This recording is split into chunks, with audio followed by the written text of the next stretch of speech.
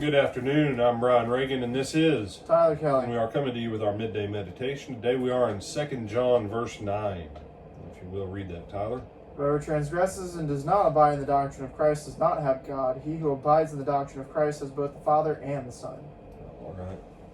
We've touched on this before, but the major issue with the Bible, the major issue with every religion on the planet, is Jesus. Jesus is the sticking point of all of time. Everything before Jesus was pointing to Jesus, and everything since Jesus argues about Jesus. The converse or the reverse statement, the opposite of that last clause in verse 9, he who abides in the doctrine of Christ has both the Father and the Son. Whoever does not abide in the doctrine of Christ does not have the Father and does not have the Son. You cannot have the Father without the Son. John 14:6, Jesus says, I am the way, the truth, and the life. No man comes to the Father except through me. Without the Son, you can't even approach God. You say, but brother, I thought God hears prayers. Hey, God can hear prayer. The one prayer we know he hears is the prayer of the person that says, please send someone to help me know your way better. We learned that from Acts 10 with Cornelius. Cornelius did alms. Cornelius feared God. Cornelius had come as far in his understanding of serving God as he could, and God took notice of his devotions and his prayers. But by covenant right, the only people God has an obligation to hear are his children through his Son. Because 1 Timothy 2:5, Tyler, will tell us something about Jesus.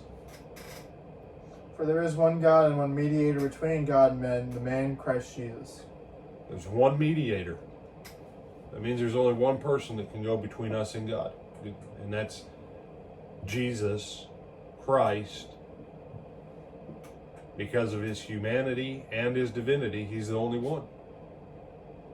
Angels don't necessarily have the opportunity to speak to the Father. Anyone who's not a child of God does not have the opportunity to speak to the Father. Without the Son, you don't have the Father. If you deny the Son, you deny the Father. If you deny any aspect of Jesus' life, you cut yourself off from God, the Father. If you disagree with Jesus' teaching because you go too far or you don't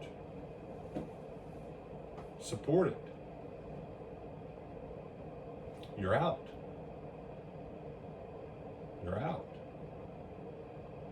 And you say, no, it is what it is.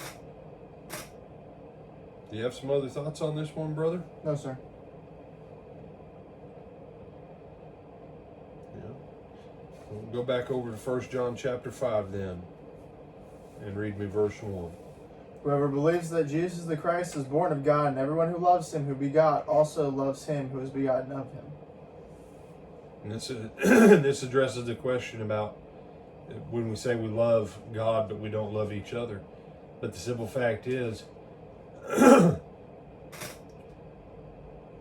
if we don't love what Jesus said and taught as the only begotten and the firstborn from the dead and the first fruits of the dead, then we ultimately say we don't love the Father.